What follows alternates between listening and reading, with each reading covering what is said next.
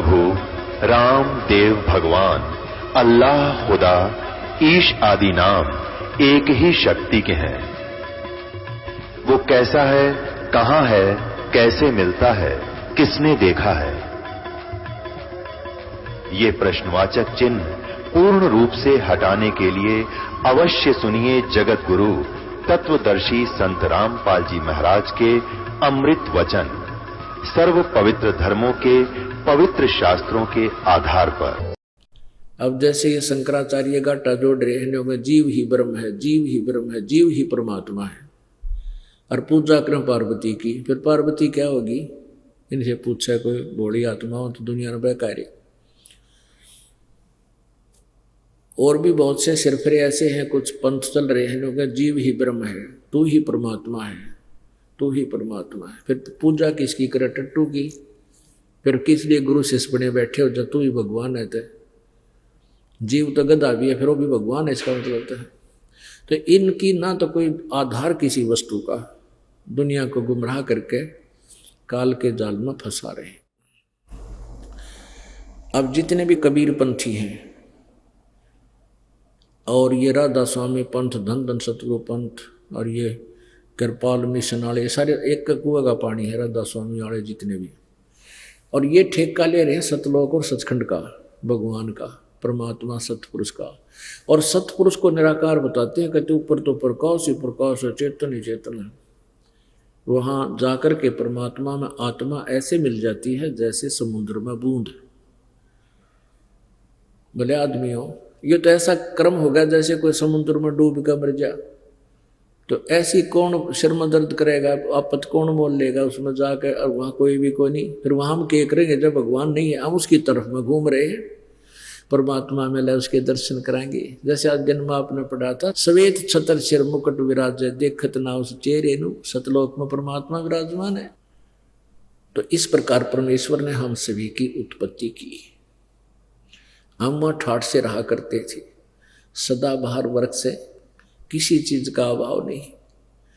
कहीं फुहारे चल रहे हैं, कहीं वर्षा हो रही है परमात्मा की, बहुत सुंदर मौसम रहता है, ना गर्मी है ना सर्दी है, और कोई काम नहीं। बने बनाए आहार त्यार मिलते हैं, सदाबहार वृक्ष से, फलदार वृक्ष से, अमृत जैसे मीठे वो सभी जल है, नदियां बहती हैं दूधों की।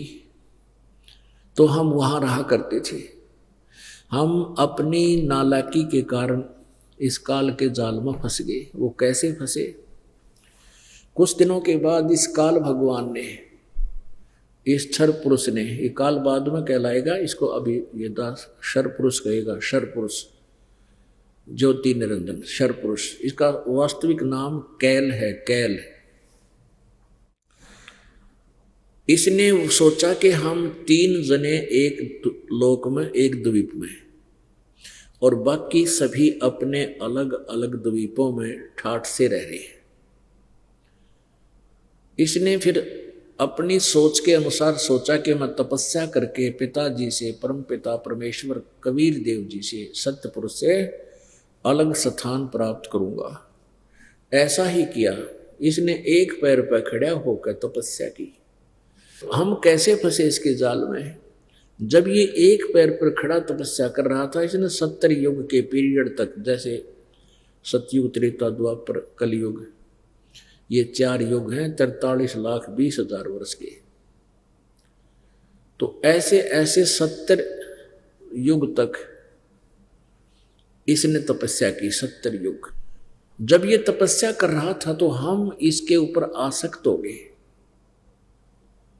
इसके ऊपर हम आसक्त हो गए कि देख कितना दिन हो गए इसने एक टांग पर खड़ा है, भाई कमाल है। ओ अब उधर से परमेश्वर ने आकाशवाणी की कि बच्चों तुम इसकी इस कलाबाजी को मत देखो, व्यस्त रहो, अपना मस्त रहो, इसमें मत आस्था बनाओ। हम ऊपर से तो सावधान हो गए, पर अंदर से कसक गई नहीं।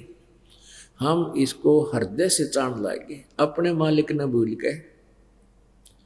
क्योंकि जो हमें सारा सुख दे रहा था, ना कोई रोग था ना दुख था, वहाँ पर सुंदर शरीर था, सब फ्री आहार था, हम उसको छोड़ के और इसको चाहने लग गए, हम पतिव्रता पद से गिर गए, हम अपने मालिक के मन से उतर गए। परमेश्वर ने बहुत बार कहा पर हम बाज नहीं आए। कौन? जितने भी 21 ब्रह्मांडा में चींटी, जीव जंतु, मच्छर, माखी, हाथी, घोड़े, शेर, बाघ जो बने हुए हैं और मनुष्य, ये सभी। परमात्मा ने पूछा कि ज्योति निरंजन बोल क्या चाहता है तू? इसने कहा परमात्मा यहाँ हमारे लिए थोड़ा स्थान है, अलग स्थान दे दो। परमेश्वर ने कहा कि 70 युग के तप के बदले में तुझे राज्य देता हूँ, 21 ब्रह्मांड दे दिए तेरे को, चल। जैसे कोई सेठ धनी पिता अपने पुत्र को 21 प्लाट दान कर दे उसका हक ले जा। लेकिन अभी उसमें कंस्ट्रक्शन भी करनी।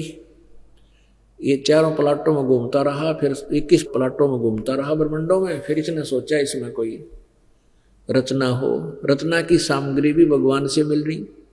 हम सभी कबीर परमेश्वर के आगे भिखारी हैं। इसने 70 युग तब फिर किया। परमेश्वर ने पूछा भी क्या चाहता है बोल। तब इसने कहा प्रभु मुझे कुछ सृष्टि रचने की सामग्री दे दो, मटेरियल दे दो। परमेश्वर कबीर जी ने कहा तथास्तु, 3 गुण और 5 तत्व दे दिए। अगले बेटा खेल खिलौना थे। इसने सोचा भी इसमें कंस्ट्रक्शन भी कर लूंगा, लेकिन जीव नहीं होंगे तो मेरा अकेले का दिल नहीं लगेगा। इसने 64 युग तब फिर किया। तब परमेश्वर कबीर देव जी ने सतपुरुष जी ने पूछा कि क्या मांगता है ज्योति निरंजन? जो तूने मांगा था वो मैंने तुझे दे दिया, अब क्या चाहता है? इसने कहा प्रभु मुझे जीव दे दो। परमात्मा बोले वह जीव नहीं दे सकता, ये तो मेरी आत्मा है, मेरा अंश है, और मैं तेरे को दे नहीं सकता, तू इन्हें घना दुखी करेगा। यू कहने लगा नहीं जी मैं सत्य का राज करूंगा, 2 दिशा कर्म करेगा वैसा ही फल पा लेगा, मैं तंग नहीं करूं। बोला वो नहीं, मेरे यकीन नहीं। परमेश्वर को पता था कबीर जी को कि हम वहाँ रहने लायक रहे को नहीं, हमने बहुत घिनौना कर्म कर दिया। जो हमें सारे सुख दे था, सब तरह से हमें से प्यार करे था, उस परम पिता को छोड़कर हम इस काल के ऊपर आसक्त हो गए। परमात्मा जान गए थे कि ये यहाँ नहीं रखे जा सकते। तो परमेश्वर ने कहा भी एक बात है, यदि कोई सब इच्छा से तेरे साथ जाना चाहता है तो मुझे कोई एतराज नहीं, जा पूछ ले। ज्योति निरंजन हमारे पास आया। हम सभी पहले इसके ऊपर आसक्त थे। पुण्यात्माओं, यह बीमारी अपने सतलोक तो लगी। कौन सी? जैसे आप देखते हो जवान लड़के और लड़कियां कॉलेज में पढ़ते हैं, स्कूलों में पढ़ते हैं, वो फिल्म बहुत देखते हैं और फिल्मों में सेलेक्ट कर लेते हैं कि यू हीरो मेरा फेवरेट हीरो है या मेरी फेवरेट हीरोइन है।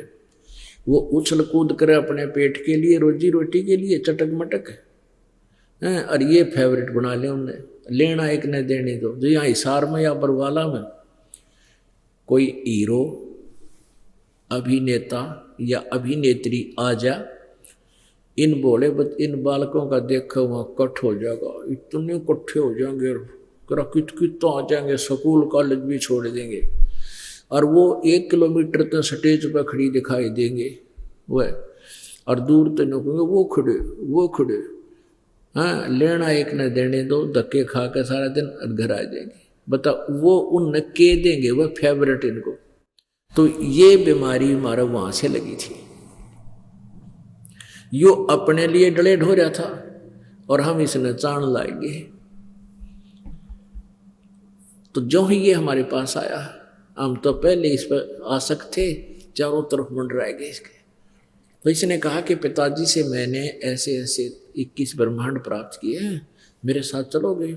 वहाँ पर मैं बनाऊंगा हीरे पड़ने द्वारात के पहाड़ होंगे, दूधा की नदी बनाऊंगा, बड़े फलदार वृक्ष होंगे, स्वर्ग बनाऊंगा, महास्वर्ग बनाऊंगा, वहाँ ठाठ से रहा करेंगे। तो हमने कहा कि हम चलने को तैयार हैं, यदि पिताजी आज्ञा दे तो, पिताजी की अनुमति हो जाए तो हम चल पड़ेंगे। तो ज्योति निरंजन फिर परमेश्वर के पास गया, प्रार्थना की करबद्ध होके, हे प्रभु, हे पिताजी, कुछ आत्माएं, कुछ जीव आत्माएं मेरे साथ चलने को तैयार है। परमेश्वर ने कही कि मेरे सामने हाँ बरवा, जो मेरे सामने हाँ सभी करती देगा मैं उसको तेरे साथ भेज दूंगा। तो आगे दोनों आगे, ये सरपुरुष और परम अक्षर पुरुष। परमेश्वर ने कहा भी कौन कौन इस ज्योति निरंजन के साथ जाना चाहते हैं, हाथ खड़े करो। अब अपने पिता के सामने सभी को शर्म आई, क्यों कैसे हाथ करेंगे, नीची गर्दन कर ली। परमेश्वर ने कहा रे तू न्यू कहता, ये सारे तैयार हैं, कोई बोलता है को नहीं, सन्नाटा छा गया। परमेश्वर ने कहा भी बोलो भाई कौन जाना चाहते, बोलते क्यों नहीं। तो हम में से एक ने सबसे पहले डेर किया, हिम्मत करी, और वो आत्मा खड़े हुए, खड़ा होकर कहा कि मैं इसके साथ जाना चाहता हूं। वहां पर हम हंस रूप में हैं, वहां हंस बोले जाते हैं सभी को, कहते हैं मैं इनके साथ जाना चाहता हूं। परमात्मा बोले वह ठीक, एक और न्यू देख कर फिर हमने सोची कहीं हम पीछे रह जा, एक ला लूट ले इस ज्योति निरंजन के साथ जाके। फिर तो देख सबने दोनों हाथ खड़े कर लिए।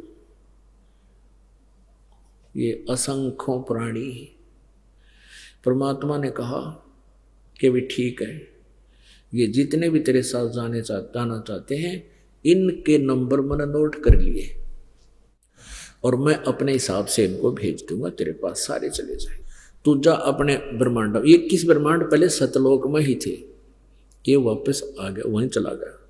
पीछे से परमात्मा ने जिस आत्मा ने सबसे पहले स्वीकृति दी थी उसका एक युवा कन्या बना दिया, लड़की बना दिया, और उसके शरीर में सभी आत्माओं को बीज रूप में डाल दिया। और उस लड़की से कहा बेटी मैंने तेरे को वचन शक्ति दे दी है, आप ज्योति निरंजन के पास जाओ और जितने भी जीव वो कहे तो वचन से उत्पन्न कर सकती है, नर और मादा, और वो सभी जीव मैंने तेरे शरीर में प्रवेश कर दिए। अपने पुत्र सहजदास से कहा कि सहजदास आप जाओ इस अपनी बहन को उस ज्योति निरंजन के पास छोड़ आओ। अब सहजदास जो उन सबसे पहले जो 16 उत्पन्न हुए थे उनमें से एक सहजदास है और एक जोगजीत है, और भी एक अचिंत है, ऐसे और भी बहुत हैं। तो वहां लेकर ये गया, लड़की को वहां छोड़ दिया उसके पास और कहा कि पिताजी का ये आदेश है कि जितने जीव तो कहेगा ये बहन उत्पन्न कर देगी, इसको वचन शक्ति दे दी है, सब जीव इसमें प्रवेश करती है। वो सहजदास छोड़ के आ गया अपने द्वीप में। अब ये बीमारी अपने और सतलोक से लगी, इस काल को लगी, काल से फिर हम उत्पन्न हुए तो हमारा भी वही अंश, वही वृत्ति हो रही है कि अकेली लड़की को देखते ही मन में दोष उत्पन्न हो गया, किसके, ज्योति निरंजन के, और उसने उसके साथ दुष्कर्म करना चाहा, दुराचार करना चाहा। लड़की ने कहा कि ज्योति निरंजन मेरे पास पिताजी की दी हुई वचन शक्ति है और तू ये पाप मत करे, जितने जीव तू कहेगा मैं बना दूंगी, तो ये मैथुन सृष्टि प्रारंभ मत कर। पर उसने एक नहीं सुनी, हद से आगे बढ़ गया, जबरदस्ती करने लगा। लड़की ने अपनी इज्जत की रक्षा करने के लिए अपना सूक्ष्म रूप बनाया और जो ही वो बद व्यवहार करते हुए मुंह खोल रहा था आलिंगन बंद करके, तो उसके मुंह के माध्यम से पेट में पहुंच गई। वहां से प्रार्थना की, हे परमात्मा, हे परमेश्वर, हे पिताजी मेरी रक्षा करो, मेरे को ऐसे ऐसे इसने बद व्यवहार किया मेरे से और मैंने इसके पेट में शर्म ले रखी है। तो परमेश्वर ने अपने ही पुत्र जोगजीत का रूप बनाया और वहां आ गए। और कहा ज्योति निरंजन तने जुल्म कर दिया। और इस सतलोक के अंदर जो ऐसा कर्म करता है उसको नहीं रखा जाता, और उसको एक बीमारी लग जाती है। आज से तुझे एक ऐसा रोग लग गया, 1,00,000 मानव शरीरधारी प्राणियों का तू आहार करा करेगा प्रतिदिन, और 1,25,000 जीव प्रतिदिन उत्पन्न किया करेगा, और निकल जाए यहां से। आदेश है परम पिता का, परमेश्वर का आदेश है, परमेश्वर का। चला जाए 21 ब्रह्मांड को लेकर के यहां से। वो लड़की उसके पेट से बाहर निकाल दी और कहा आज के बाद तेरा नाम काल होगा। उसी समय उसका स्वरूप बिगड़ गया, ओछा माथा, लंबे दांत, सांवला चेहरा, विकराल टाइप।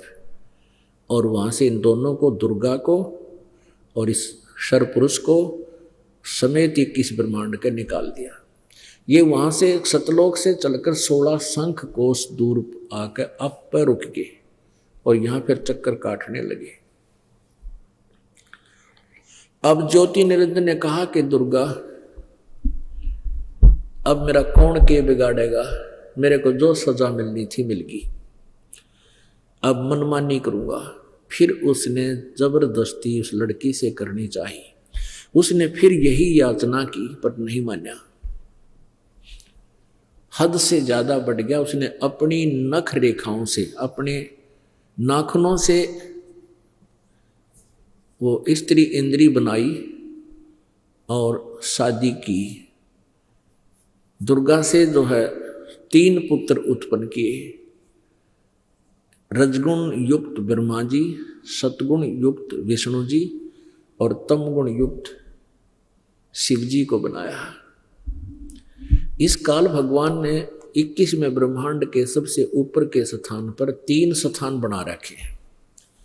एक रजोगुण युक्त, एक सतोगुण युक्त, एक रजोगुण प्रधान अक्षेत्र, एक सतोगुण प्रधान अक्षेत्र, एक तमोगुण प्रधान अक्षेत्र।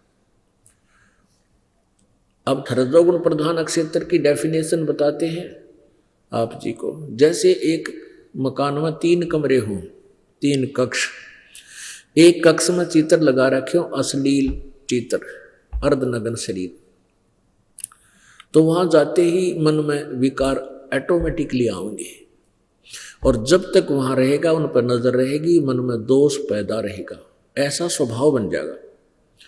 दूसरे कक्ष में लगा रखे हैं साधु संत फकीरों के, और वहां जाते ही आत्मा उनके चरित्रों से परिचित होकर के लीलाओं से एकदम शांत हो जाती है, बहुत शांत मन हो जाता है, उसका स्वभाव बन जाता है जब तक वहां रहते हैं। और तीसरा मान लीजिए बना रखे, जैसे देशभक्तों के, शहीदों के चित्र लगा रखे हों, शूरवीरों के, उनकी कथाओं से सब परिचित हम होते ही हैं। वहाँ जाते ही वैसा ही शरीर हो जाएगा, वैसा ही मन हो जाएगा, और ऐसे ही खून खोलने लग जाएगा उनके विचार सुनकर के, ऑटोमेटिकली है स्वभाव के। तो ऐसे ही इस काल भगवान ने ऊपर 3 रजोगुण प्रधान, सतोगुण प्रधान और तमोगुण प्रधान 3 क्षेत्र बना रखे। जब ये दुर्गा को अपनी पत्नी रूप में रजोगुण प्रधान क्षेत्र में रखता है, इनके दोनों के संयोग से जो पुत्र उत्पन्न होता है वो ऑटोमेटिकली रजोगुण युक्त हो जाता है, उसका वैसा ही स्वभाव बन जाता है और उसमें वो गुण प्रवेश कर जाता है। और दूसरे स्थान पर जब ये जाते हैं, उस बच्चे की उत्पत्ति जब हो जाती है रजोगुण प्रधान वाले की, ब्रह्मा की, उसको अचेत रखते हैं और जैसे कोमा में परवरिश जारी रखते हैं, कोमा में रखते हैं उनको। जब वो युवा हो जाते हैं तो ब्रह्मा को कमल के फूल पर रख देते हैं, इसी प्रकार विष्णु को शेष शैया पे और शंकर भगवान को कैलाश पर्वत पे। तो दूसरे अक्षेत्र में जो सतोगुण प्रधान अक्षेत्र होता है, उसमें ये दोनों जब रहते हैं तो इन दोनों का स्वभाव उस क्षेत्र में सतोगुण युक्त हो रहता है, और इनके संयोग से जो पुत्र उत्पन्न होता है उसका भी स्वभाव ऐसा ही हो जाता है। वो बालक रूप में ही उस बच्चे को फिर ये अचेत रखते हैं और फिर उसकी परवरिश जारी रखते हैं। युवा होने के बाद उसको फिर शेष नाग उत्पन्न करके अपनी वचन शक्ति से शेष नाग के ऊपर लुटा देते हैं, बेहोश रखते हैं, फिर उनको वहीं से को सचेत करते हैं। और तीसरे स्थान पर जब जाते हैं जो तमोगुण प्रधान क्षेत्र है, तो वहाँ इन दोनों के संयोग से ये काल जो है ये शंकर रूप बना लेता है। शंकर का रूप जैसे आप देखते हो, ये जो कि तो डिट्टो कॉपी उस काल का पुत्र है। तो वहाँ दुर्गा को पार्वती बनाकर रूप धारण करवा लेता है, स्वयं शंकर रूप धारण कर लेता है, तमोगुण प्रधान क्षेत्र में रहते हैं। और वहाँ इनके संयोग से जो पुत्र उत्पन्न होता है वो ऑटोमेटिकली ऐसा ही हो जाता है। और जब ये सतोगुण प्रधान क्षेत्र में होते हैं तो ये विष्णु रूप धारण कर लेता है, दुर्गा को सावित्री रूप धारण करा देता है। इन दोनों के संयोग से वो पुत्र वैसा ही उत्पन्न होता है।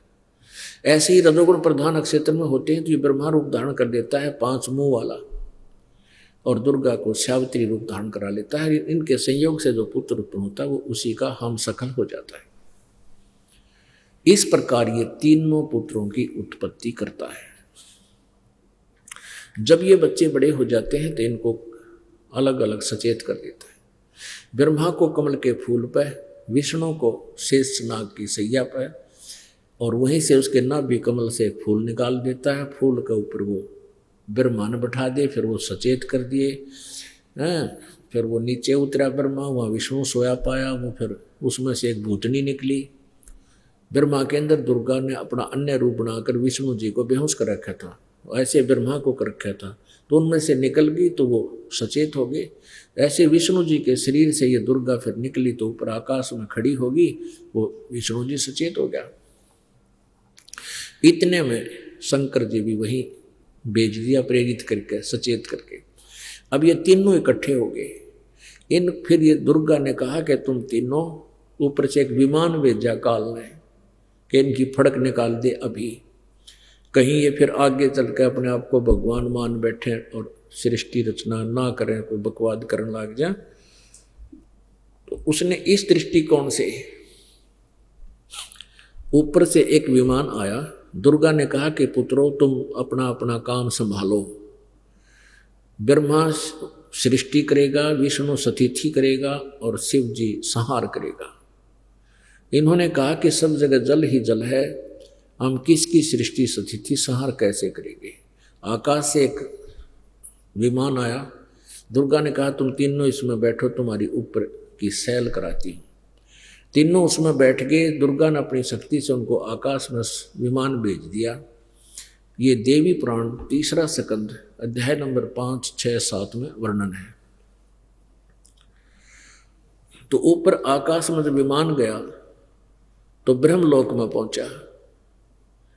वहां देखा एक दूसरा ब्रह्मा और बैठा है। ये काल दूसरे रूप में बैठा। दूर से देखा तो विष्णु और शंकर ने पूछा, शंकर जी ने पूछा कि ब्रह्मा ये और ब्रह्मा कौन है। ब्रह्मा जी कहते हैं मुझे नहीं मालूम, ये ब्रह्मा, ये जगत का रचयिता ब्रह्मा कौन है, मैं कौन हूँ, हमारा क्या उद्देश्य है।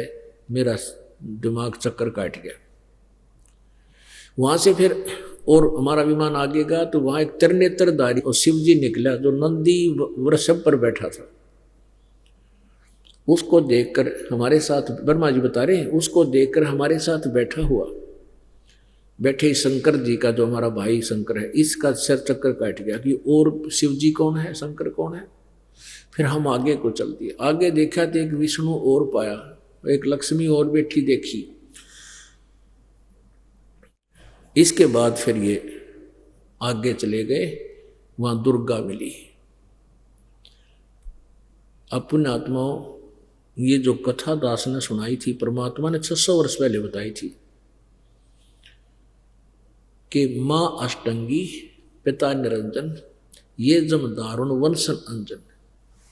अब इसको थोड़ा सा कंसेप्ट क्लियर करना पड़ेगा कि कौन कौन से सदग्रंथों में ये परमात्मा की बोली हुई वाणी कहाँ से सिद्ध होती है। ये देखिएगा शिव पुराण,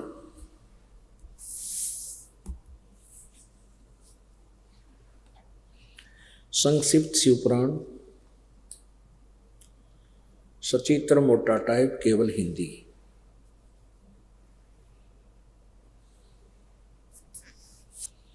गीता प्रेस गोरखपुर से प्रकाशित। इसके कौन है संपादक?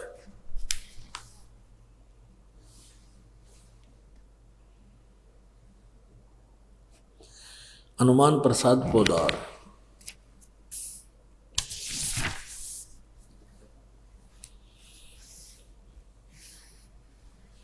ये कहाँ से प्रकाशित है? प्रकाशक एवं मुद्रक है गीता प्रेस गोरखपुर, गोविंद भवन कार्यालय कोलकाता का संस्थान। ये इनके फोन और फैक्स नंबर है।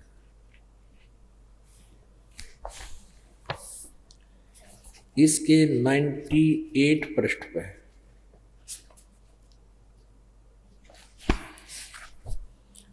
रुद्र संहिता, रुद्र संहिता प्रश्न नंबर 98, 98, अध्याय नंबर 5 में लास्ट में, अपने पुत्र नारद की यह बात सुनकर लोक पितामह ब्रह्मा वहां इस प्रकार बोले। अब ये रुद्र संहिता का 6वां अध्याय यहां से प्रारंभ होता है।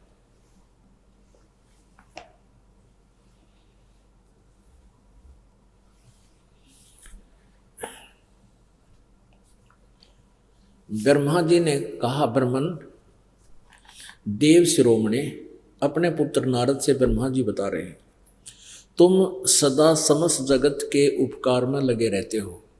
तुमने लोगों के हित की कामना से बहुत उत्तम बात पूछी है, जिसमें समस्त चराचर जगत नष्ट हो गया था। सर्वत्र केवल अंधकार ही अंधकार था, न सूर्य दिखाई देते थे न चंद्रमा आदि आदि, जल का भी कोई सत्ता नहीं थी।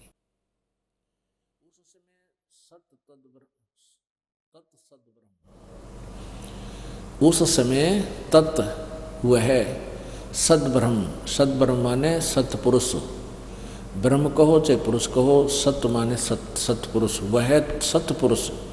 इस श्रुति में जो सत्य सुना जाता है एकमात्र वही शेष था, यानी सत्पुरुष ही शेष था। यहाँ देखो 100 पर, प्रश्न नंबर 100 पर,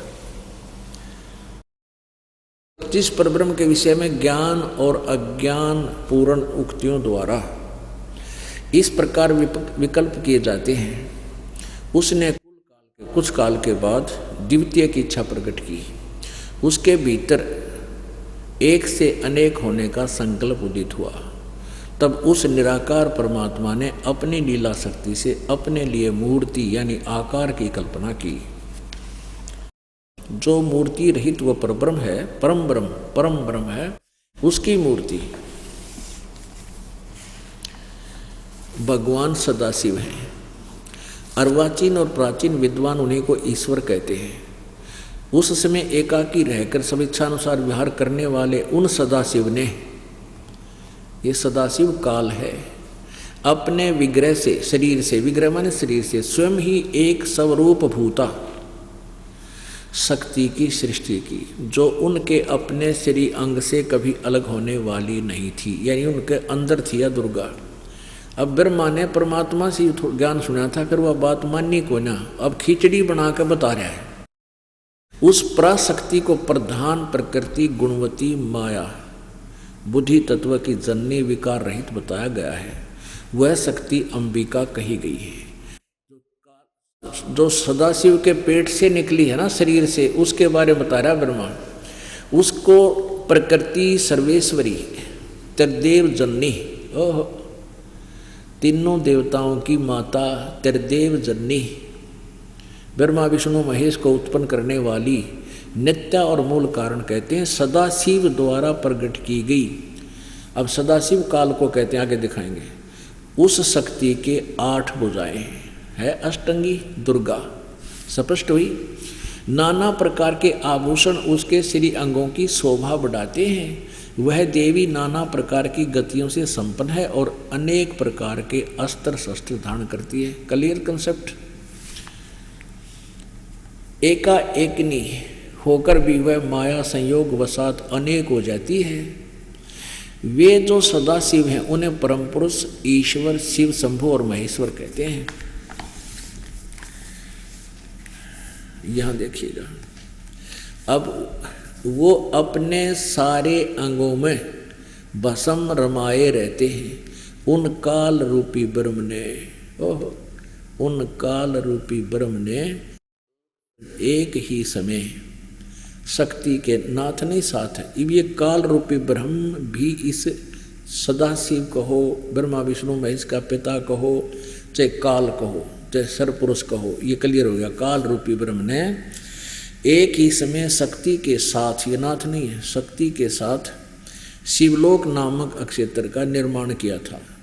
उस उत्तम क्षेत्र को काशी कहते हैं। आगे देखो, जो सबके ऊपर विराजमान है वो प्रिया और प्रियतम शक्ति और शिव जो परमानंद स्वरूप है उस मनोरम अक्षेत्र में नित्य निवास करते हैं। प्रिया और प्रियतम पति पत्नी रूप में, या दुर्गा और युकाल है सदाशिव। शिव और शिवा ने, काल और दुर्गा ने प्रलय काल में भी कभी उस अक्षेत्र यानी काशी को अपने सानिध्य से मुक्त नहीं किया। आगे देखना, ब्रह्मा बता रहा है अपने पुत्र नारद को, देवर से एक समय उस आनंद वन में रमण करते हुए शिवा और शिव के मन में यह इच्छा हुई कि किसी दूसरे एक पुरुष की सृष्टि करनी चाहिए, जिस पर यह सृष्टि संचालन का महान भार रखकर हम दोनों केवल काशी में स्वेच्छानुसार विचरें और निर्वाण धारण करें। ऐसा विचार करके, ऐसा निश्चय करके शक्ति सहित सर्वव्यापी परमेश्वर शिव ने अपने वाम भाग के 10वें अंग पर अमृत मल दिया, यानी पति पत्नी व्यवहार किया। फिर तो वहां से एक पुरुष प्रकट हुआ, एक पुत्र की उत्पत्ति हुई। आगे देखो, शिव ने कहा वत्स बेटा, इस काल ने कहा विष्णु बेटा, व्यापक होने के कारण तुम्हारा विष्णु नाम विख्यात हुआ। ये 6ठा अध्याय समाप्त हो गया। अब 7वां शुरू होता है, रुद्र संहिता का। ब्रह्मा जी कहते हैं देवर से, नारद से कहते हैं कि तत्पश्चात कल्याणकारी परमेश्वर सांब सदाशिव ने इस काल में और दुर्गा ने पूर्व प्रयत्न करके, जैसे विष्णु उत्पन्न किया दोनों के संयोग से, मुझे अपने दाहिने अंग से उत्पन्न किया। मुने उन परमेश्वर ने मुझे तुरंत ही अपने योग माया से मोहित करके नारायण देव की नाभि में डाल दिया, लीला पूर्वक मुझे वहां से प्रकट किया। अपने आत्मा, अब यहाँ लेखक अनुवाद करता जो है थोड़ा सा असमंजस में पड़ गया कि भाई शिव से शिव की उत्पत्ति कैसे लिखूं, लेकिन कहते हैं चोर चोरावे तून बड़ी व गाड्डे पानी में वह गाड्डे व ऊपर आवे न सच्चाई छानी ना। यह देखो 110 पृष्ठ पे ये है संक्षिप्त शिवपुराण। देखो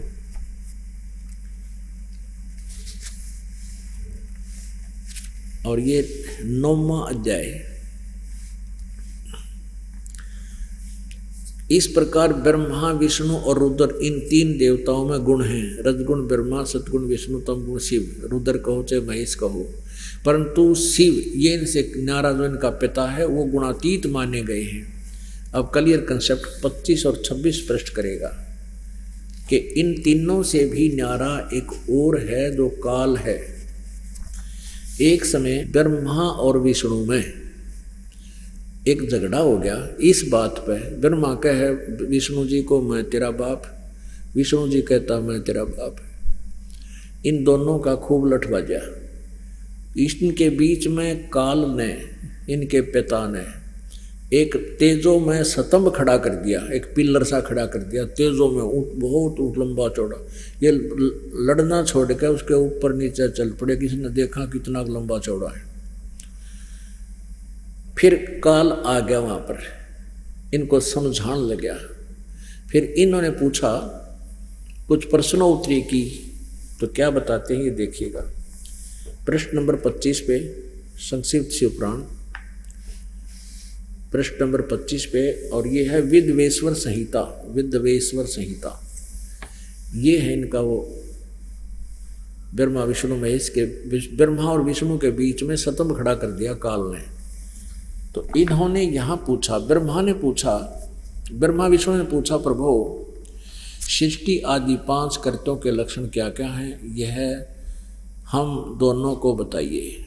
युग काल बोला, पुत्रो तुम दोनों ने तपस्या करके प्रसन्न हुए मुझ परमेश्वर से सृष्टि और स्थिति नामक 2 कर्तव्य, ये 2 काम प्राप्त किए हैं, कार्य जॉब, ये दोनों तुम्हें बहुत प्रिय है। इसी प्रकार मेरी विभूति स्वरूप रुद्र और महेश्वर, ये हो गए ना 2, तो ये ऊपर हो गए, रुद्र और महेश्वर ये 2 और न्यारे हो गए। इनको मैंने संहार और तिरोभाव मुझसे प्राप्त किए, परंतु अनुग्रह नामक कर दूसरा कोई नहीं पा सकता। रुद्र और महेश्वर ने अपने कर्म को ये भूले नहीं, इसलिए मैंने इनके लिए अपनी समानता प्रदान की है। ये वे रूप वेश और कर्त वाहन आसन और आयुध आदि में मेरे समान ही हैं। काल कह रहा है कि ये मैं ऐसे रूप में प्रकट होता हूं और ये मेरे ही समान है।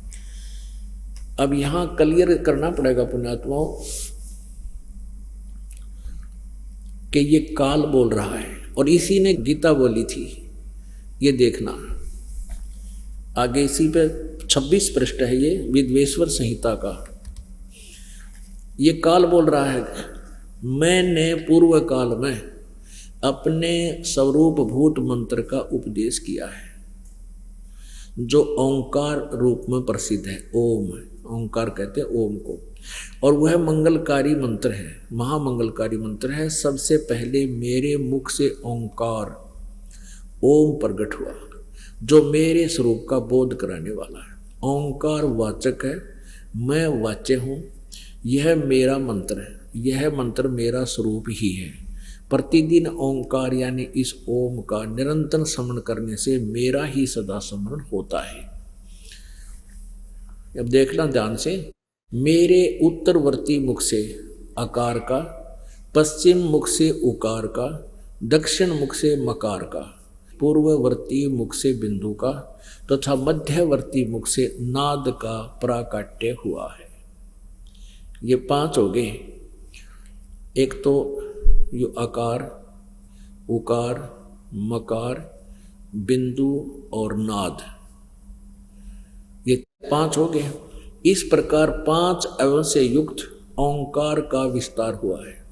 इन सभी अवयवों से एकीभूत होकर यह परवण ओम नामक एक अक्षर हो गया। अब यहाँ देखो इन अडंगा के रखे है, ये अनुवाद करता ने बात बिगाड़ी है। इसने क्या लिखा कि ओम नमः शिवाय यह पंचाक्षर मंत्र है।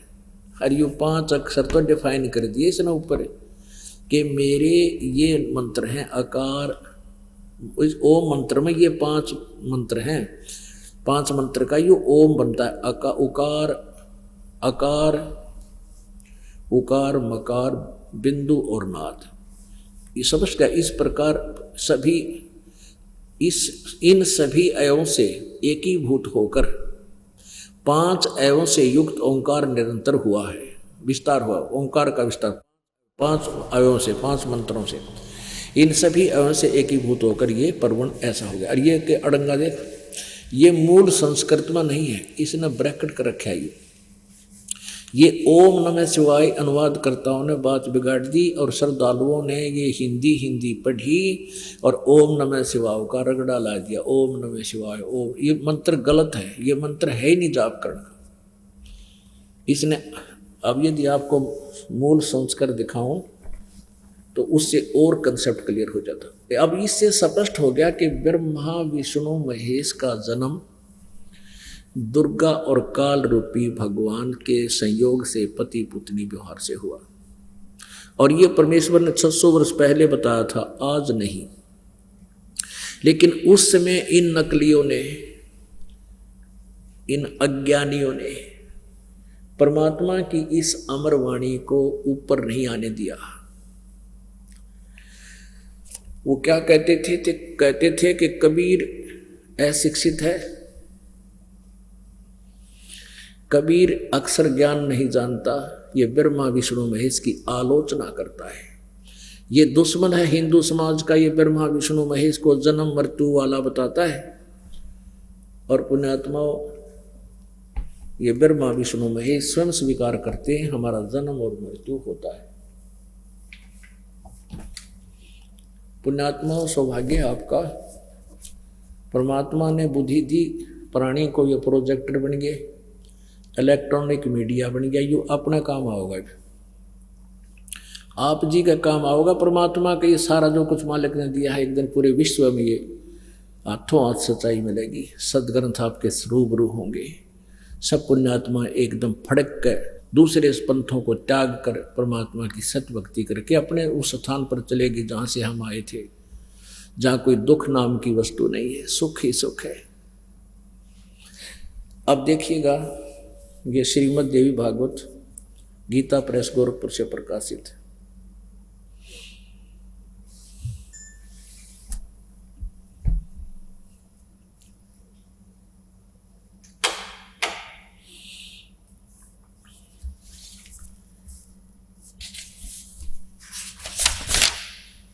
इसके कौन है संपादक?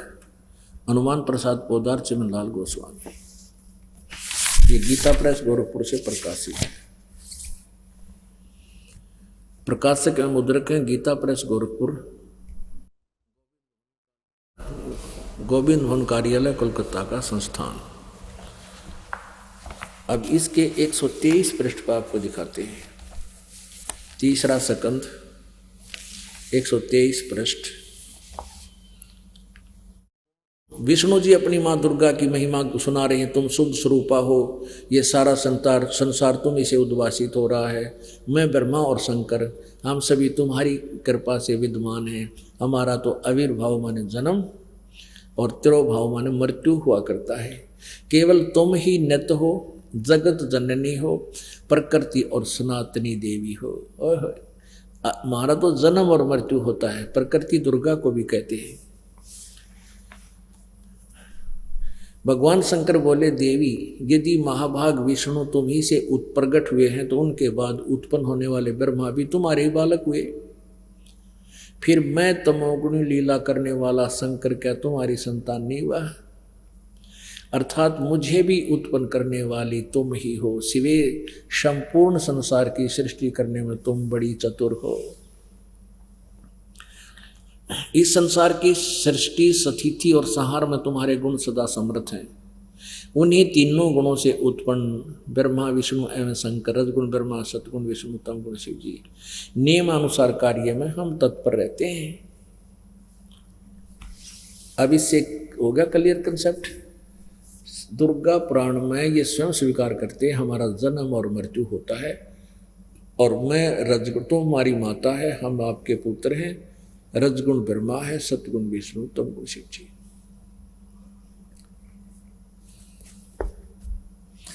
और परमात्मा 600 वर्ष पहले यही कहा करते थे, और इन अज्ञानियों ने उस मालिक का इतना विरोध करा दिया। हो पूरी जनता को, मुसलमानों ने अपने मुसलमानों को भड़का दिया, हिंदुओं के गुरुओं ने अपने हिंदुओं को भड़का दिया कि ये दुल्हा तो हमारे देवी देवताओं की निंदा करता है।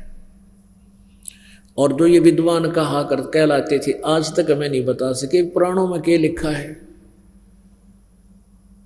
और ना वेदों का ज्ञान था इनको। आपने देख लिया, सुबह सर्च बताया था देवी पुराण में कि लिखा है कि सतयुग के ब्राह्मण वेद के पूर्ण विद्वान होते थे और दुर्गा की पूजा करते थे। थरा के जो भैया। और दुर्गा कहती है सब बात छोड़कर केवल एक ब्रह्म की पूजा करो।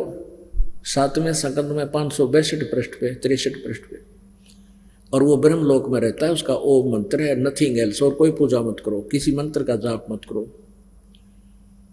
और ब्रह्म कहता है गीता जी में कि मेरा 8वें अध्याय के 13वें श्लोक में कि ओम इति एक अक्षरम ब्रह्म विभारण माम अनुसमरण यह प्रियति तजन देहम सयाति परमाम गति।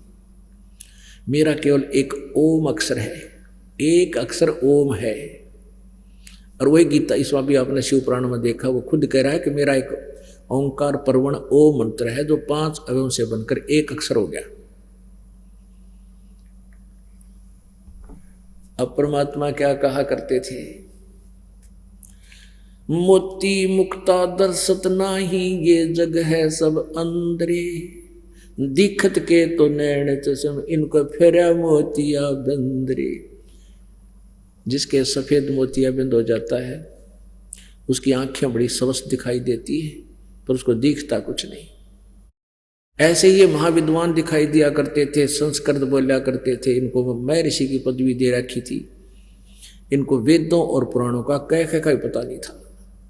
और उस परमेश्वर ने जिनको ये निरक्षर बताते थे, अज्ञानी मूढ़ बताते थे, उन्हें 600 वर्ष पहले वेदों पुराणों और इन गीता जी का सिंपल लैंग्वेज में यथार्थ चित्रण करके वर्णन करके लिपिबद्ध करवा रखा है। आज हमें यह पहचान होगा कि सचमुच कबीर इज गॉड है, कबीर जी इज गॉड है, कबीर परमात्मा है। अब अभी आपने सुना,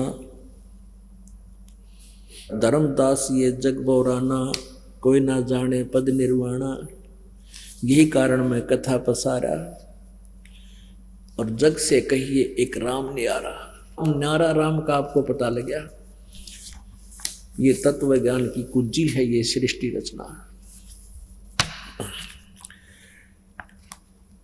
अब क्या बताते हैं, ब्रह्मा विष्णु महेश अपने पिता काल के लिए तीनों लोकों में अपनी की व्यवस्था कर रहा है। जैसे ब्रह्मा के अंदर एक ऐसा गुण है जिसके प्रभाव से हम अपने आप इतने प्रेरित हो जाते हैं, युवा होते ही संतान उत्पत्ति करते हैं, और फिर एक दूसरे मोह ममता इतनी प्रबल हो जाती है, जीव के बस की नहीं, से दूर हो जाऊं। ये सतोगुण भगवान शिव के गुण की करामात है। और तीसरा संहार युग काल का पुत्र तीसरा तमोगुण कर देता है। अब उसके बारे में क्या बताते हैं, सुनना ध्यान से। माया आदि निरंजन बाई, अपने जाए आप खाई। ओए होए, माया और ये दुर्गा, माया और काल है। कहते हैं आप जमा है आप खावे, ये अपने पति के लिए पैदा करती है, और फिर ये तीनों पुत्र आ गए हमें नर नारी करके यहाँ संतान उत्पत्ति करवा कर काल के पास भेज देते हैं। और ब्रह्मा विष्णु महेश को भी वो काल खाता है जब इनकी मृत्यु हो जाती है। फिर नए पुण्य आत्माओं को इसी पद पर अपनी पत्नी दुर्गा से उत्पन्न करके स्थापित कर देता है। माया आदि निरंजन भाई, अपने जाए आप खाई। ब्रह्मा विष्णु महेश्वर चेला, ओहंग सोहंग का है खेला। शिखर सुन में धर्म अन्यायी, जिन शक्ति डायण मैल पठाई। आप तो गुप्त बैठ गया ऊपर थे, और दुर्गा को यहाँ का कंट्रोलर बना दिया, नीचे के ब्रह्मांड के नीचे के हिस्से में। लाख गिरा से नित उठ दूती, माया आद तकत की कुती। अभी दुर्गा को भी मालिक धमका रहा है कि ये पैदा करती है और अपने पति को भेज देती है, तो ये भी दोषी है। लाख गिरा से नित उठ दूती, माया आद तकत की कुती। होय होय, क्योंकि सबसे पहले घटियापन इसने करा, परमात्मा को त्याग कर इस काल को चाहने लगी। तो कहते हैं माया आद तकत की कुती, उस परमात्मा की कुतिया है, यानी इसने घटिया कर्म किया, अपने मालिक को छोड़कर इधर चले। फिर हम भी इसे दुष्ट हम हो गए, तो उस मालिक ने छोड़ कर यहाँ मरे। लाख ग्रासे नित उठ दूती, सुबह उठते 1 लाख ये काल खा जाता है, जिसकी नियमत या दुर्गा है, इसलिए इसको साथ में लताड़ रहे हैं प्रभु। 1.25 लाख घड़िए नित भांडे, अंसा उत्पत्ति पर ले डंडे। ओए होए, कहते हैं 1.25 लाख रोज पैदा करते हैं, 1 लाख को खा जाता है। 1.25 लाख घड़िए नित भांडे, भांडे मानिए बर्तन जिसमें ये जीवात्मा बंद कर रखी है। इसको कई नामों से पुकारा है, इसको महल भी कहते हैं। कहते हैं करने नो दीदार महल में प्यारा है, महल भी कहते हैं, इसको घट भी कहते हैं, इसने भांडा गढ़ा भी कहते हैं, इसको पिंड भी कहते हैं। सवा लाख गिरा सैन्यत उठ दूती, माया आज तकत की कूती, सवा लाख घड़िए नत बांडे, अंसा उत्पत्ति पर ले डांडे। अब इन बोली आत्माओं को, जीवों को, मेरे हंसों को जन्म और मृत्यु के दंड से, दुख से दुखी किया जा रहा है। हंसा उत्पत्ति प्रलय, उत्पत्ति माने जन्म, प्रलय माने मृत्यु के दंड से दुखी कर रहे हैं, जन्म मरण के चक्कर में डाल रखे। ये तीनों चेला बटपारी, सिरजे पुरुषा सिरजी नारी, खोखापुर में जीव भुलाए, सोपन बिष्ट बैकुंठ बनाए। ये अरहट का कुआ लोई, यागड़ बंजा है सब कोई, कीड़ी कुंजर और अरहा अवतारा, हरहट डोर बंधे कई बारा। अरब अलील इंद्र हैं भाई, हर हर डोर बंधे सब आई, शेष महेश गणेश्वर ताही, हर हर डोर बंधे सब आई। शुक्रादिक ब्रह्मादिक देवा, हर अट डोर बंधे सब खेवा। ये कोटक करता फिरता देखा, हर हट डोर कहूँ सुन देखा। ये चतुर्भुजी भगवान कहावे, हर हट डोर बंधे सब आवे। ये है खोखापुर का कुआ, इसमें पड़ गया वो निश्चय मुआ। अब अरहट डोर, रहट की डोर, रहट कैसे बताया है ये देखो, आपको दिखाते हैं। ये देखिएगा, इसको कहते हैं अरहट, रहट। देसी भाषा में इसे रहट कहा जाता था, रहट, अरहट बोलते हैं इसको, अरहट। ये एक कुएं की एलिवेशन दिखा रखी है, नो साइड एलिवेशन। ये जल है, नो सोच ले, इतना काट के दिखा दिया चित्र में। और ये एक पुली होती थी, इस पुली के ऊपर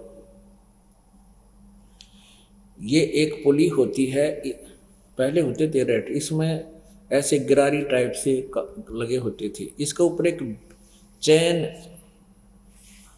चैन डाली जाती थी, लगभग 1 फुट चौड़ी लोहे की, और इस चैन के ऊपर बाल्टी वेल्ड कर दी जाती थी। ये बाल्टियाँ हैं, ये नीचे से ये पुली चलाई जाती थी बैलों के द्वारा। एक कोल्हुक टाइप अलग से बना हुआ होता था, इसकी पुली उसमें जाती थी और उससे ये घूमती थी ऐसे।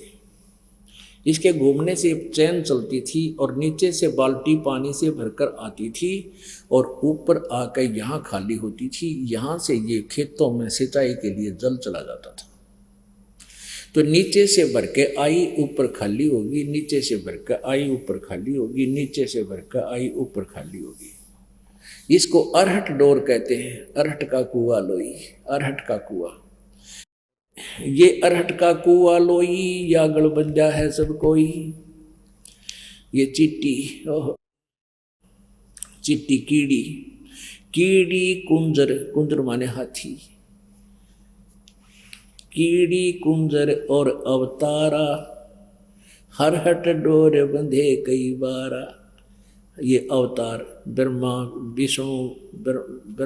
विष्णु और शिव, ये भी जन्म मृत्यु में आते हैं और कहते हैं नीचे अपने कमाई से नीचे आए, यहाँ से साधना की, ऊपर चले गए और यहाँ मर गए, यहाँ खत्म हुए, फिर खाली बाजते आए, फिर यहाँ साधना की, फिर ऊपर गए, यानी यहाँ चले गए, यहाँ मृत्यु हुई, फिर नीचे आए, फिर साधना की, ये खाली हुए, फिर भर कर गए। तो ऐसे ये जन्म मृत्यु का रहट का कुआं चलता रहा। इसके लिए बताते हैं कि ये अरहट का कुआं लोई, इस काल के लोक में जन्म मृत्यु सबकी है। ब्रह्मा विष्णु महेश की भी मृत्यु होती है, काल और दुर्गा की भी मृत्यु होती है, ये अक्षर पुरुष की भी मृत्यु होती है।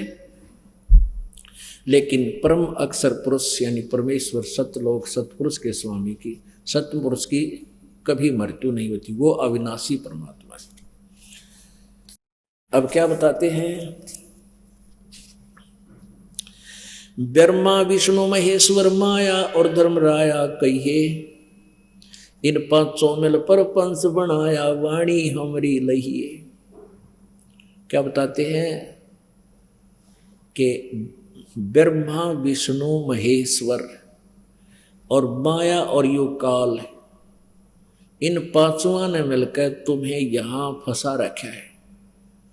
और तुम हम जो कह रहे हैं इनको ले लो, इन वचनों को लेना माने बड़ी सावधानी से गौर करके सुनना और उस पर असर करना। ब्रह्मा विष्णु महेश्वर माया और